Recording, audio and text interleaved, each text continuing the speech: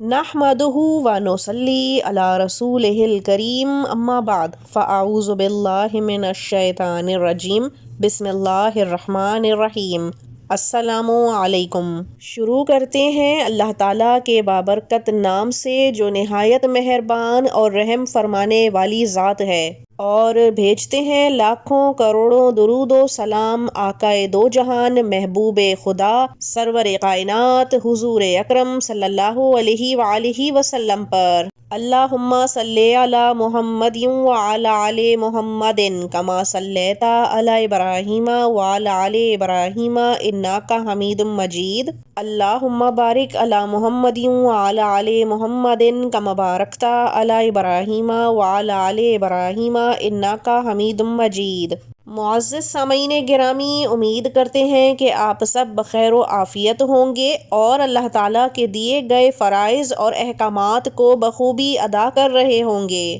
آج کا موضوع جس پہ ہم آپ کے لیے وظیفہ لے کر حاضر ہوئے ہیں، یہ اللہ تعالیٰ کی پسندیدہ آیت کا وظیفہ ہے، ایک دن کا وظیفہ ہے، نصیبوں کو کھول دینے کا اور مقدر کو بلند کر دینے کا وظیفہ ہے۔ سامعین گرامی، کبھی کبھی ایسا ہوتا ہے کہ ہمارا نصیب کسی دروازے کے پیچھے بند ہو جاتا ہے اور ہمیں اس دروازے کو کھولنے کی چابی نہیں مل رہی ہوتی۔ جو نماز نہیں پڑھ رہے ہوتے وہ نماز قائم کر لیتے ہیں اور نماز کی پابندی ہونے لگتی ہے، دعائیں کرتے ہیں، وظائف کرتے ہیں، اللہ پاک کو خوش کرنے کے لیے کیا کچھ نہیں کرتے،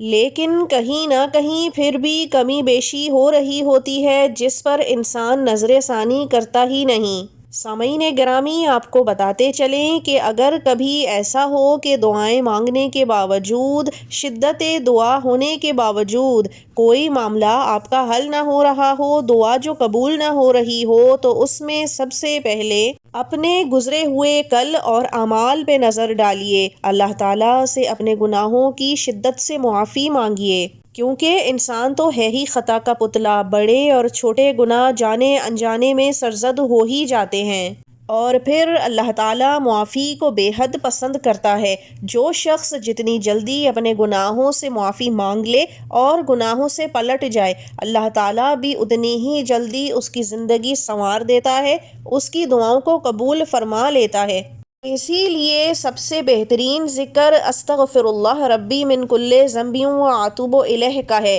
چلتے پھرتے استغفار پڑھتے رہا کریں۔ اور پھر دوسرا مرحلہ جو آتا ہے وہ ہے صدقے کا۔ صدقہ بھی اللہ تعالیٰ کو بے حد محبوب ہے، اور اللہ تعالیٰ اس انسان کو بے تحاشا نوازتا ہے جو اس کی مخلوق میں آگے اپنی دولت کو بانٹتا ہے۔ یوں تو مسکرا کر دیکھنا بھی صدقہ ہے، راہ سے کسی پتھر یا رکاوٹ کو ہٹانا بھی صدقہ ہے۔ یہ ضروری نہیں کہ پیسہ خرچ کر کے ہی صدقہ مقبول ہوگا، لیکن پسندیدہ صدقہ بہرحال مال میں سے خرچ کرنے ہی کو کہا گیا ہے، تو اس میں بھی حسب توفیق جو کچھ آپ کے پاس ہو وہ روزانہ کی بنیاد پر صدقہ ضرور کیا کریں، پھر چاہے چپس کا یا بسکٹ کا ایک پیکٹ ہی کیوں نہ ہو، ایک روٹی تھوڑا سا سالن ہی کیوں نہ ہو، یا کسی کو دال چاول یا آٹا تھوڑا سا دلانا ہی کیوں نہ ہو، اور اگر حیثیت ہے اور گنجائش بھی تو زیادہ سے زیادہ مال خرچ کر کے صدقہ کیجیے،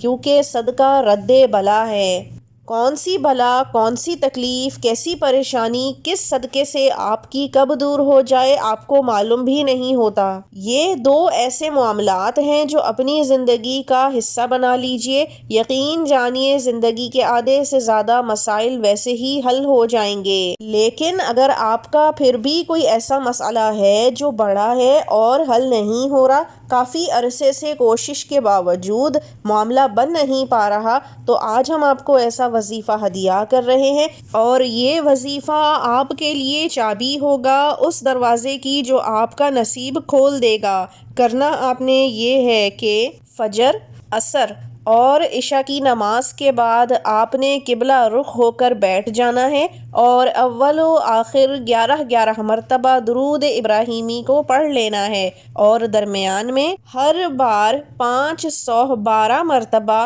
ان اللہ علی کل شیء قدیر کو پڑھ لینا ہے، اور پھر آخر میں ہاتھ اٹھا کر دعا مانگ لینی ہے۔ جب آپ یہ وظیفہ کر رہے ہوں تو اللہ تعالیٰ سے اچھا گمان رکھیں اور یہی سوچیں کہ اے اللہ تو ہر چیز پر قادر ہے، کیونکہ اللہ تعالیٰ یہ خود فرماتا ہے کہ انسان جیسا اس سے گمان کرتا ہے انسان کو وہی کچھ ملتا ہے، لہٰذا اچھا گمان رکھیں اور یہ سوچیں کہ اللہ تعالیٰ نے آپ کی دعا سن لی، قبول کر لی اور آپ جو مانگ رہے ہیں وہ آپ کو مل گیا ہے۔ یہ بہترین نیت ہے، اس کے ساتھ آپ جو کچھ بھی مانگیں گے یقین جانیے کل کائنات اللہ تعالیٰ آپ کو عطا فرما دیں گے۔ دعا گو ہیں کہ اللہ تعالیٰ ہر ایک کی دعاؤں میں اثر پیدا فرمائے اور ان کو قبول عطا فرمائے، آمین۔ اب ہمیں اجازت دیجیے، وآخر الدعوانا ان الحمد للہ رب العالمین۔ اللہ حافظ۔